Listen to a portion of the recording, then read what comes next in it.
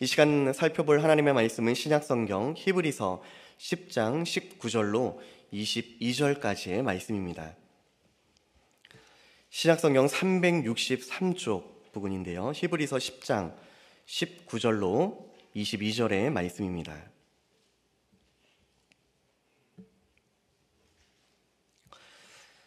찾으신 줄 알고 하나님의 말씀을 제가 봉독하도록 하겠습니다. 그러므로 형제들아 우리가 예수의 피를 힘입어 성소에 들어갈 담력을 얻었나니 그 길은 우리를 위하여 휘장 가운데로 열어놓으신 새로운 살길이요 휘장은 곧 그의 육체니라. 또 하나님의 집 다스리는 큰 제사장이 계심에 우리가 마음의 뿌림을 받아 악한 양심으로부터 벗어나고 몸은 맑은 물로 씻음을 받았으니 참 마음과 온전한 믿음으로 하나님께 나아가자. 아멘. 할렐루야. 오늘도 이 자리에 계시는 모든 성도님들에게 하나님의 크신 은혜와 평강이 충만하기를 주님의 이름으로 축복합니다. 우리가 이제 음력으로 새해를 보내고 있는데요.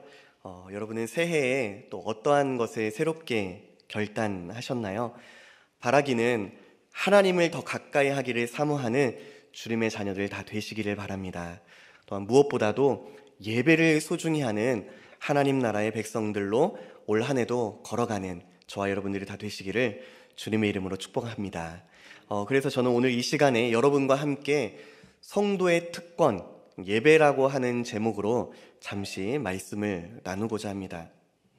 여러분, 우리가 성도된 자로서, 즉 하나님의 백성으로 부름받은 인생으로서 부여받은 가장 놀랍고도 큰 특권이 무엇인지 아시나요? 그것은 바로 하나님을 예배하는 것입니다.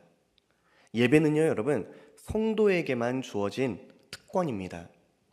예배란 하나님이 구원하신 성도만이 드릴 수 있는 것이기 때문인데요. 아마 이에 대해서 누군가는 다음과 같이 질문하실 수 있을지도 모르겠습니다.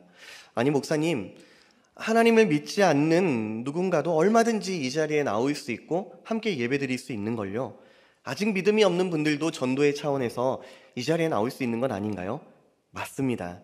우리가 함께 모여 예배드릴 때에 아직 믿음이 없는 분들도 얼마든지 이 자리에 함께 하실 수 있죠. 하지만 믿음이 없는 이가 공적인 어떤 예배 자리에 참여하고 있다고 해서 우리가 그 사람을 예배자라고 말할 수는 없습니다. 하나님은 구원받은 당신의 백성이 드리는 예배만을 받으시기 때문입니다. 그런데 예배의 특권을 이미 누리고 있는 우리 성도라고 해서 우리가 모두 다 예배하고 있는 것은 아닐 때가 있더라고요. 예배하는 성도를 살펴보면 때로는 두 어떤 집단으로 나눠질 때가 있습니다. 한 집단은 예배를 보는 분들입니다. 그리고 또 다른 한 집단은 예배를 함께 드리는 분들이 있습니다. 이 구분에 대해서 쉬운 예를 들어드리면 다음과 같을 것 같아요. 얼마 전에 카타르 아시안컵이라고 하는 축구 대회가 있었죠. 개최국인 카타르가 2회 연속으로 우승을 했다는 기사를 저도 보았는데요. 대한민국도 4강까지 올라갔습니다. 아마 우리 남자 성도님들 중에는 밤을 하얗게 지새우시면서 응원하신 분들도 이 자리에 계실지 모르겠습니다. 경기가 진행되는 그 축구장 안에는 크게 두 집단의 사람들이 있죠. 한 집단의 사람들은 경기를 관람하는 이들, 바로 관중이 있습니다. 그리고 또 다른 한 집단의 사람들은 직접 그 경기에 참여하는, 바로 뛰는 선수들이 있죠. 이들은 모두 다 같은 시간, 같은 장소, 같은 경기를 보고 또 참여합니다.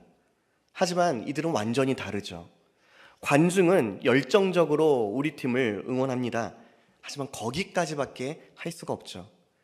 관중은 어디까지나 경기를 보는 자에 불과합니다. 반면에 11명의 선수들은 실제로 그 경기에 참여하죠.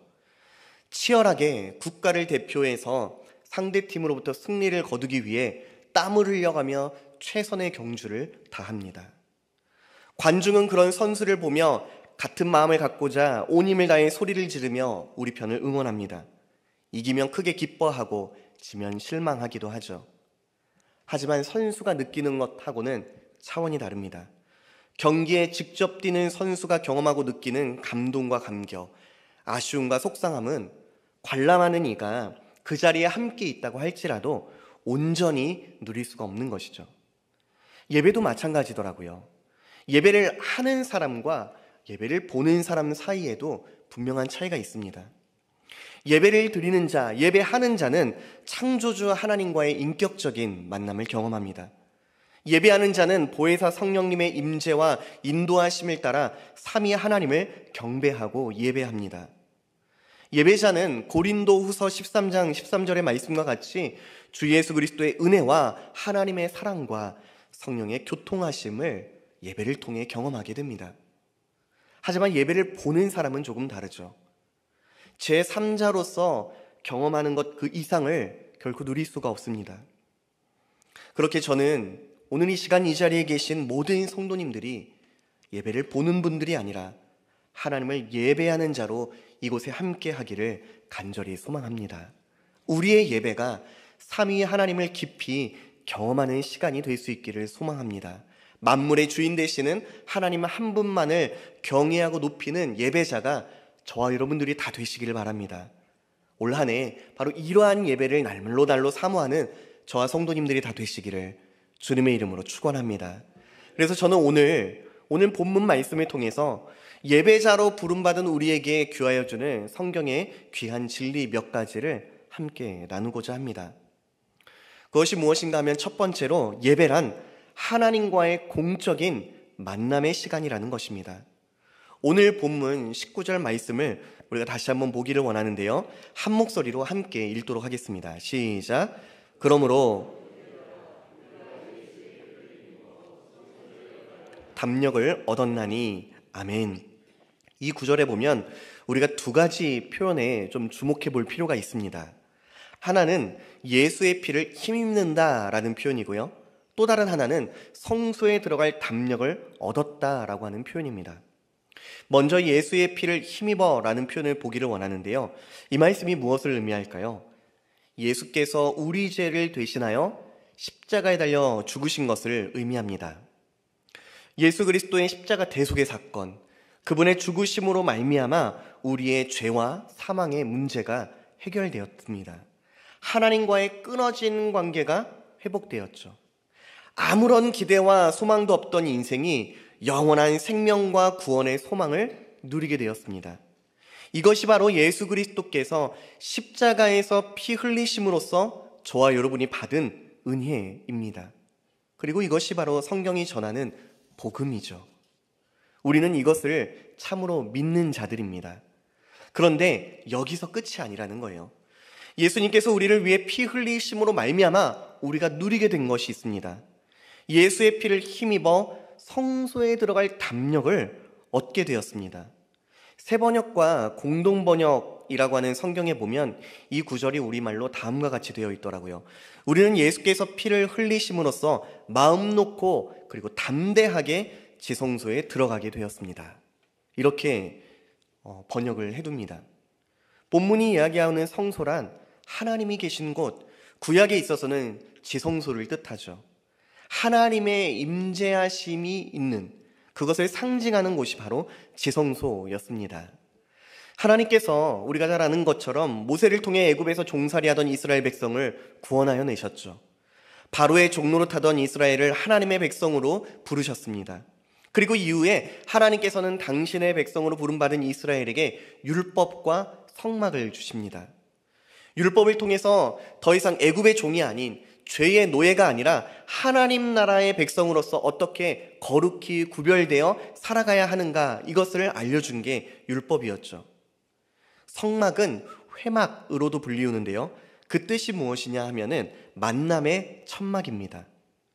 그러니까 이름 그대로 하나님께서 그의 택하신 백성을 만나는 장소였다는 거예요. 이 구약의 성막은, 회막은 크게 두 부분으로 구분되어집니다. 성소와 지성소입니다. 이 성소와 지성소 사이에는 짐승 가죽으로 된 3m 정도 높이가 되는 큰 휘장, 커튼이 쳐져 있었습니다. 성소에서 제사장들은 백성들을 대신하여 피의 제사를 드리죠. 그러나 이 제사를 드리는 제사장들이라 할지라도 이 휘장 너머에 있는 지성소에는 아무도 들어갈 수가 없었습니다. 이 지성소에는 오직 1년에 단 한 차례 대속죄일에 대제사장만이 그곳으로 들어갈 수 있었습니다. 이처럼 지성소라고 하는 장소는 말 그대로 가장 거룩한 곳이었습니다. 왜 지성소가 왜 거룩한 곳인가? 하나님께서 바로 그 지성소에 임재하시기 때문이라고 성경은 교훈합니다. 죄인이 거룩하신 하나님을 뵈면 반드시 죽을 수밖에 없었습니다. 그렇게 지성소에 들어갈 수가 없는 것이죠. 하나님을 대면하는 순간 죽음이 기다리고 있기 때문입니다. 대제사장조차도 이 두렵고 떨린 가운데에 그래서 발목에 뭐를 달고 들어갔냐면 종을 달고 들어갔어요. 그리고 발끝에 줄을 매달고 들어갑니다. 혹시라도 하나님 앞에 범죄한 사실이 드러나 죽임을 당하면 그 종소리가 들리지 않음으로 인해서 밖에 대기하고 있던 레위인들이 줄을 끌어당겨서 대제사장을 끌어내기 위해서 그러한 일을 하였습니다.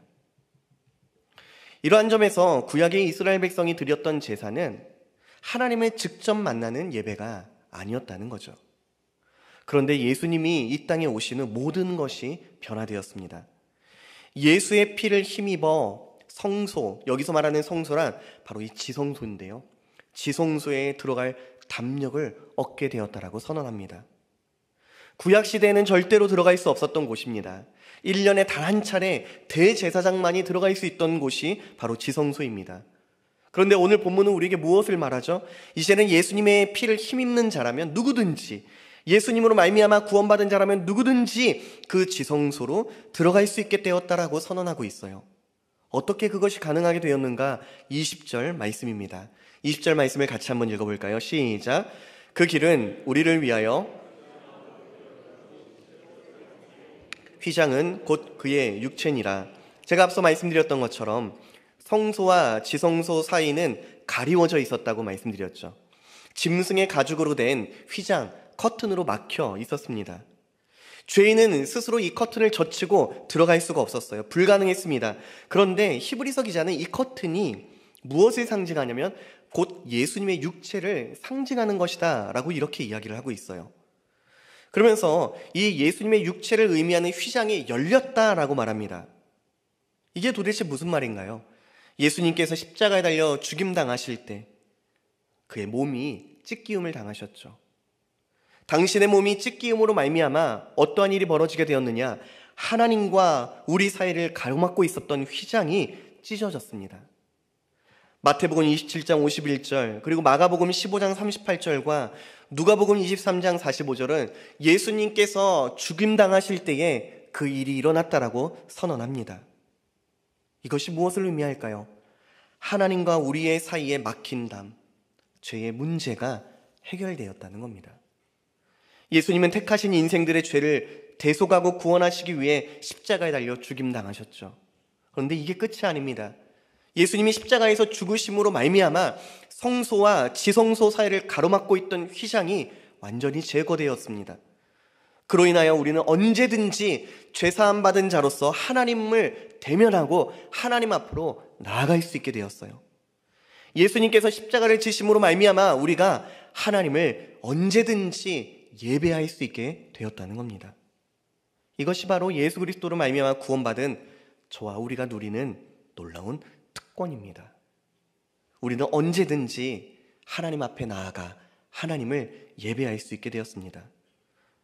이건요 여러분, 구약 성도들에게 있어서는 상상조차 하지 못할, 꿈도 꾸지 못할 엄청난 사건입니다. 그들은 지성소는 고사하고 성소 밖에 머물 수밖에 없었어요. 예배를 인도했던 제사장조차도 휘장 넘어 지성소로 나아갈 수 없었습니다. 그런데 우리는요, 예수 그리스도의 그 피 흘리심으로 말미암아 그 보혈의 공로를 의지함으로 언제든지 하나님을 예배할 수 있게 되었습니다. 하나님과 친밀한 만남을 갖게 되었어요. 우리가 지금 이 특권을 이 시간 누리고 있다는 거예요. 사랑하는 성도 여러분, 무엇보다도 창조주 하나님을 만나는 것을 예배의 자리 때마다 사모하는 저와 여러분들이 다 될 수 있기를 바랍니다. 이 공적인 예배의 자리에 오실 때마다 하나님을 만날 것에 대한 기대와 소망을 갖고 나아오시는 저와 여러분들이 될 수 있기를 바랍니다. 오늘은 담임 목사님이 어떤 좋은 얘기를 나에게 들려주실까가 아니에요. 오늘은 어떤 좋은 찬양들이 내 귀를 즐겁게 할까가 아닙니다. 얼마나 잘 세팅된 예배가 오늘 우리 모임 가운데 드려지는가, 이게 아니라는 거예요. 예배 자리에 올 때에 나를 기다리고 있던 친밀한 누군가를 만나기 위해서가 아니라 하나님과의 만남을 사모하는 그런 예배자가 저와 여러분들이 될 수 있기를 바랍니다. 이것을 기억하시면서 올 한 해 하나님을 예배하는, 하나님과의 만남을 사모하는 복된 주의 자녀들이 다 되시기를 주님의 이름으로 축원합니다. 두 번째로 오늘 본문이 우리에게 교훈하는 것은요, 예배는 하나님께서 그의 백성에게 요구하시는 것이라는 사실입니다. 앞서 예배는 신자가 가진 특권이라고 말씀드렸죠. 그러나 동시에 반드시 행해야 하는 의무가 예배입니다. 여러분, 왜 우리가 반드시 하나님을 예배해야 하는 것일까요? 하나님께서 우리의 창조자가 되시기 때문입니다. 하나님께서 우리의 구원자가 되시기 때문입니다. 하나님께서 우리의 주가 되시기 때문입니다. 하나님께서는 당신의 영광을 위하여 저와 여러분을 예배자로 부르셨습니다. 이사야 43장 21절의 말씀입니다. 우리 한 목소리로 함께 읽어볼까요? 시작. 이 백성은, 아멘. 하나님이 우리를 지으신 목적이 무엇이라고 하세요? 찬송하기 위해, 예배하기 위해서 우리를 지으셨고 우리를 부르셨다라고 말씀합니다. 바로 예배 받으시기 위하여 우리를 구원하셨다는 거예요.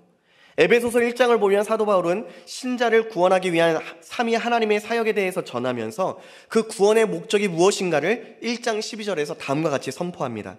이는 우리가 그리스도 안에서 전부터 바라던 그의 영광의 찬송이 되게 하려 함이라.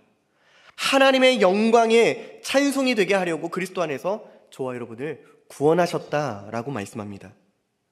우리를 향한 구원의 목적이 무엇인가? 하나님을 예배하는 것에 있다는 거예요. 여러분, 하나님을 예배하는 것은요, 우리가 해도 되고 안 해도 되는 것이 결코 아닙니다. 우리의 마음을 다해, 뜻을 다해, 생명을 다해 전심으로 해야 하는 단 한 가지가 있다면 예배입니다. 우리의 창조 목적이, 우리의 구원의 목적이 바로 예배에 있기 때문입니다. 이 예배라는 용어에는요, 여러분, 엎드리다라는 뜻이 담겨 있는데요, 종이 주인 앞에서 취하는 태도입니다. 그것이 바로 엎드림이죠. 그런 점에서 예배란 하나님을 우리의 주인으로 고백하는 거예요. 종으로서 주인 앞에 겸손히 엎드리는 것이 바로 예배입니다. 우리는 매 주일 또한 공적인 예배의 자리에서 이것을 고백합니다. 하나님은 우리의 창조주이십니다. 하나님은 우리의 구원자이십니다. 하나님은 나의 인생의 주인 되십니다. 이것을 인정하는 것이 여러분 바로 예배입니다. 우리는 지난 한 주간 동안 바쁜 일상을 살아갔죠. 그리고 그러다 보면 어느 순간 하나님이 내 인생에 나의 주가 되신다는 것을 잊어버릴 때가 있곤 합니다. 아니, 그것을 넘어서서 물질과 세상 부유함이 나를 지키고 나를 돌보고 나의 삶을 주장하는 주인처럼 나도 모르게 여겨질 때가 있죠. 또 우리 만족과 자기 즐거움과 내가 내 인생의 주인 되는 자리에 머물 때도 있습니다. 이미 받은 구원에 대한 감격과 기쁨과 감사를 저부터도 너무나 쉽게 잊어버리고 살 때가 있어요. 그런데요, 그런 삶을 살다가 다시 예배 자리에 오면서 다시 깨닫게 되는 거예요. 다시 정신을 차리게 되는 겁니다. 여러분, 구약의 이스라엘에게 하나님께서 율법을 주실 때 일주일 중에 하루를 안식일로 지키게 하셨죠. 안식일에 아무 일도 하지 못하게 하셨어요. 여기서 아무 일도 하지 말라는 것은 그저 단순히 아무런 노동을 하지 말고 육체의 쉼을 누려라, 이런 내용이 아닙니다. 창조주 하나님을 기억해라. 안식일의 주인 되시는, 우리 인생에 참된 쉼과 평안을 주시는 그리스도 안에서 하나님께만 집중해라. 그 하나님이 내 인생의 주가 되신다는 것을 경험하고 누려라. 이게 바로 안식일에 담겨있는 의미라는 거예요. 예배는요, 여러분, 내 시간이 맞으면 드리고 바쁘면 하지 않는 그런 게 아니라는 겁니다. 다른 어떤 우선순위와도 바꿀 수 없는 것이 예배가 되어야 한다는 거예요. 제가 참 존경하는 멘토 목사님께서는 이렇게까지 예배에 관해서 이야기를 하시더라고요. 예배의 실패자는 인생의 실패자다. 어떠한 상황과 형편 중에도 성도는 예배가 삶의 최우선순위가 되어야 한다는 거겠죠. 자녀가 고3이 되면 교회에 출석하지 않고 1년간에는 공부에 열심을 내는 것을 우리도 모르게 당연스럽게 여기곤 합니다. 나중에 대학을 가서 성실하게 잘 다니면 되지. 아니요, 그때는 늦더라고요. 주일에 개인적인 일이 생기면 고민 없이 예배를 빠지는 시대를 우리는 마주하고 있습니다. 예배에 조금 늦어도 아무런 거리낌이 없는 현실을 우리는 마주하게 됩니다. 사실은 이것이 예배를 소홀히 하는 내 마음의 태도는 아닐까 조심스럽습니다. 예배를 소홀히 여긴다는 것은요, 예배를 받으시고 예배의 주인 되시는 하나님을 경홀히 여기는 것과 다르지 않을지도 모르겠습니다. 우리는 이것을 기억하면서 예배할 수 있어야 합니다. 세 번째로 우리는요, 예배를 통해서 죄 용서와 우리의 삶이 새롭게 되는 은혜를 다시금 누리게 됩니다. 여러분, 예배에는 하나님의 놀라운 은혜가 있습니다. 우리는 예배를 통하여 다시금 우리를 변화시키고 우리를 새롭게 하시는 하나님의 능력을 맛보게 됩니다. 오늘 본문 22절 말씀을 보시기 바랍니다. 같이 한번 읽어볼까요? 시작. 우리가 마음에 뿌림을 받아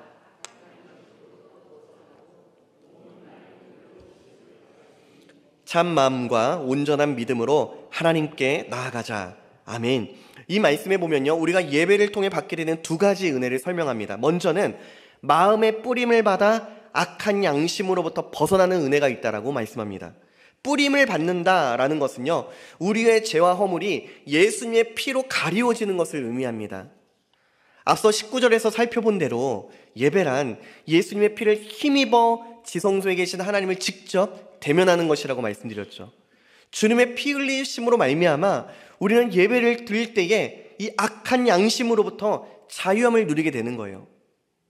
여러분, 우리가 짓는 죄가 없어서 마음의 양심이 늘 선해서 거룩하신 하나님을 예배드릴 수 있는 건가요? 아니죠. 만약에 그러하여야만 예배드릴 수 있다면 오늘 하나님 앞에 나와 예배드릴 수 있는 인생은 아무도 없을 것 같아요. 저도 설교를 좀 본문을 바꿨었거든요. 고린도전서 13장 사랑장을 준비했다가 다다음 주에 수요 강좌 때 있더라고요. 그러니까 꼭 오셔야 됩니다, 여러분. 제가 본문을 바꿨거든요. 그래서 오늘 말씀을 준비하면서 늦게까지, 새벽까지 준비하다가 잠깐 눈을 감고 떴는데 5시 반이에요, 아침에. 와, 하나님 이렇게 주일을 빨리 맞이해 주셔서 감사합니다라는 생각이 들었으면 좋았을 텐데, 아니 왜 벌써? 라는 생각이 먼저 들었죠. 제 자신부터도 주일을 시작하면서 부끄러움으로 먼저 시작하더라고요. 여러분, 이번 명절을 보낼 때 어떻게 보내셨나요? 주일을 온전히 준비하는 삶으로 보내셨나요?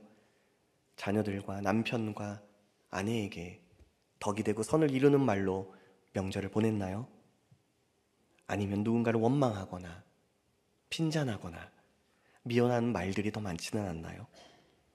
그런 것들을 떨쳐내고 싶은데도 그 생각이 떠나지 않아 힘들어 하지는 않으셨나요? 여러분, 어떻게 우리가 이러한 문제들로부터 자유할 수 있을까요? 사실 우리 힘으로는 불가능하죠. 불가능합니다.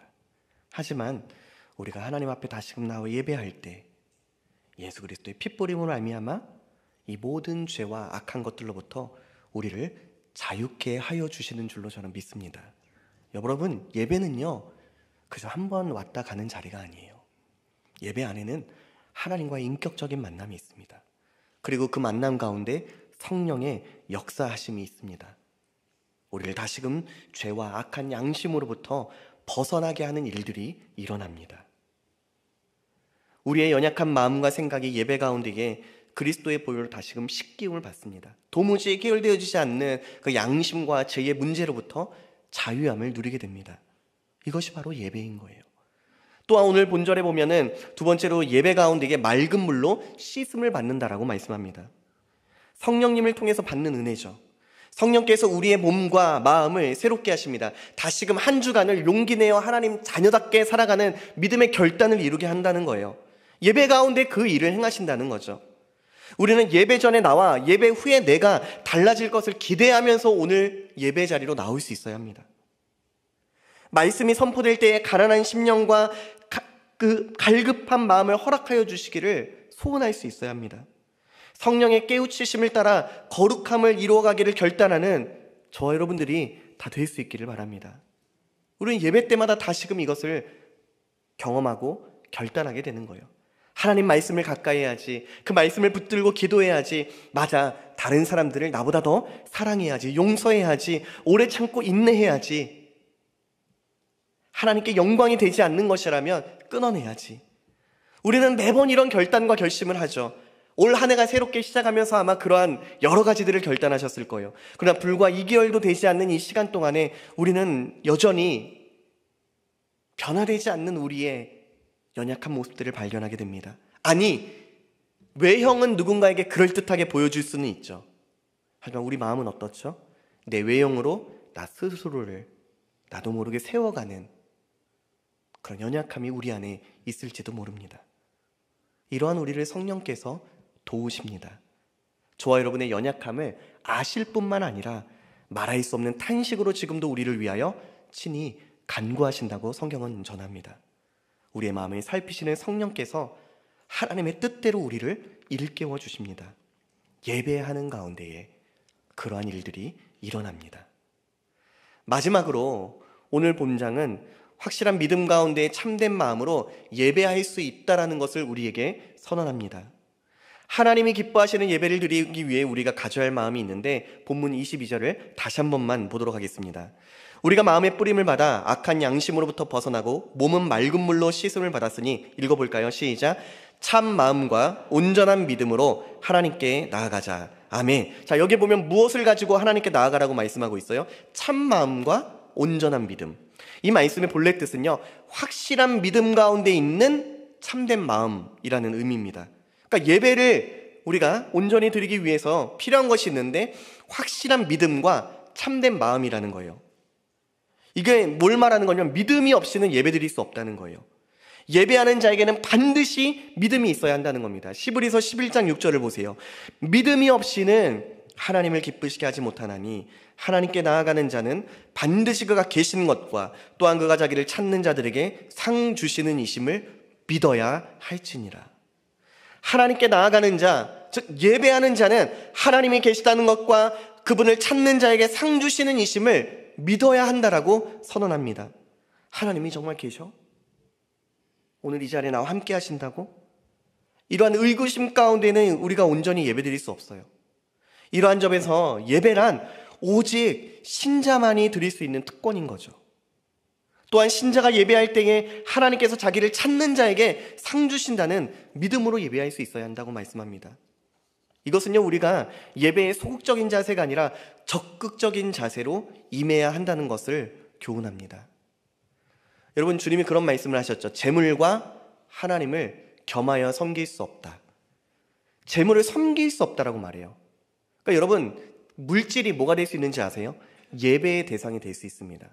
어떻게 예배의 대상이 될 수 있을까요? 돈 그 자체는 아무것도 아니죠.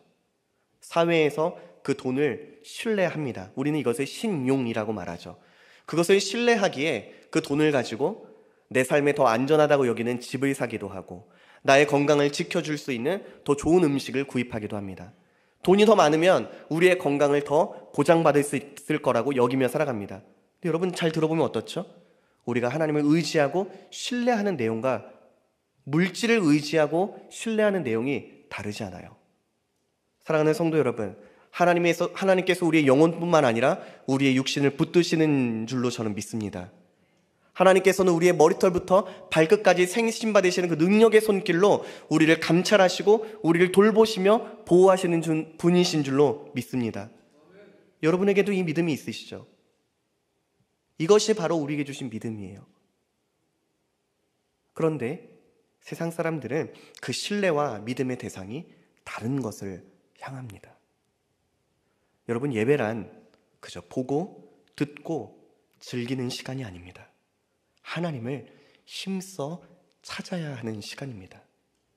찾는다는 것은요, 하나님이 베푸실 은혜를 사모하고 그분과 더 깊은 관계를 갖고 싶어하는 것을 의미합니다. 우리가 기도할 때, 찬양할 때, 말씀을 들을 때 하나님의 은혜가 있다는 것을 기대하시기 바랍니다. 마치 보물찾기를 하는 아이들이 쪽지를 찾으면 상급이 있는 것을, 그 상이 있는 것을 기대하는 마음으로 샅샅이 그 보물을 찾는 것처럼 우리가 예배 드릴 때 그런 적극적인 자세로 임할 수 있어야 합니다. 하나님을 찾는 자들을 하늘 아버지께서 기뻐하시는 줄로 믿습니다. 이처럼 우리는요, 하나님께서 자기를 찾는 자에게 상 주시는 분이심을 확신하는 믿음 안에서 예배드릴 수 있어야 합니다. 그리고 그 믿음 가운데에 참된 마음으로 예배해야 합니다. 이 참된 마음이란 진리로 가득한 마음이에요. 예배할 때 내 마음 가는 대로, 내가 원하는 대로가 아니라 하나님이 우리에게 나타내 보이신 계시된 말씀을 쫓아서 그 말씀을 따라서 우리가 예배드릴 수 있어야 한다는 거예요. 그래서 사실 우리가 오전에 드리는 예배의 순서 있잖아요, 여러분. 그게 그냥 있는 게 아니에요. 종교개혁을 거치면서 그 예배 하나의 순서에 얼마나 성경적인 내용이 담겨져 있는지 모릅니다. 아마 그것만 가지고 얘기를 나눠도 몇 주간을 아마 여러분들과 시간을 보내도 그 예배가 순서가 갖고 있는 풍성함을 다 나누기가 어려울 것 같아요. 근데 여러분, 그 귀하고 그 풍성한 예배의 시간을 여러분들은 어떻게 보내시나요? 오늘 장로님 좀 기도가 긴데, 제2의 설교를 듣는 것 같아. 오늘 광고는 왜 이렇게 길지? 여러분들 그런 마음으로 혹시라도 예배의 순서를 보낸 적은 없으셨나요? 그 순서에 담겨져 있는 교훈과 진리를 알 때에 예배가 풍성해지기 시작합니다. 제가 서두에 예배란 하나님을 만나는 것이라고 말씀드렸죠. 여러분, 우리가 누군가를 만날 때, 사랑하는 누군가를 만날 때 어떻죠? 기대함이 있죠. 그리고 그 사람을 더 사랑하고 싶어서 더 그에 대해서 알고 싶어 합니다. 알면 알수록 그 만남이 깊어지잖아요. 마찬가지라는 거예요. 우리가 하나님을 만날 때, 하나님에 대해서 더 많은 것을 알게 될 때에 그 관계가 더 깊어질 수밖에 없겠죠. 여러분, 우리가 어떻게 하나님을 알 수 있죠? 바로 이 단위에서 선포되는 하나님의 말씀, 성경을 통해서입니다. 말씀을 통해 하나님을 더 알면 알게 될수록 우리의 예배가 자연스럽게 풍성해질 수밖에 없는 거예요. 이것이 우리가 부지런히 하나님의 말씀을 가까이 하고 또 예배의 자리를 사모해야 하는 이유입니다. 올 한 해 이 하나님을 아는 지식의 부요함으로 인해서 우리가 드리는 예배가 더욱더 풍성해질 수 있기를 저는 간절히 소망합니다. 이 확실한 믿음 가운데에 하나님을 예배하는 저와 성도님들이 다 되시기를 간절히 소망합니다. 우리의 예배가 하나님의 은혜로 충만해지고 우리의 삶이 더욱더 부유해지는 것을 누리는, 그것을 사모하는 저와 여러분들이 다 되시기를 주님의 이름으로 축복합니다. 말씀을 이제 정리하려고 합니다. 여러분, 예배는요 하나님과의 만남입니다. 예배는요 우리 신자의 의무입니다. 예배에는요 하나님과의 풍성한 그 은혜의 나눔이 있습니다. 확실한 믿음과 하나님을 아는 그 마음으로 우리는 예배드릴 수 있어야 합니다. 왜냐하면 우리는 하나님을 예배하는 자로 부름받았기 때문입니다. 우리는 하나님을 예배하는 자로 지음받았습니다.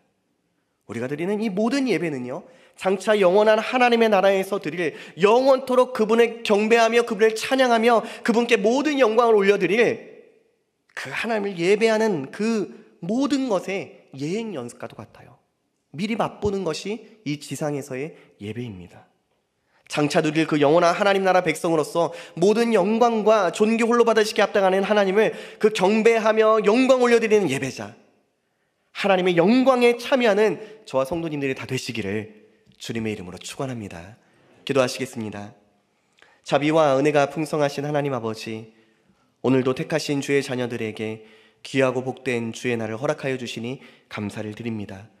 우리를 이 세상 가운데에 세상의 부요함과 세상의 만족을 좇는 자들이 아니라 하나님을 예배하는 자로 불러주시니 감사드립니다.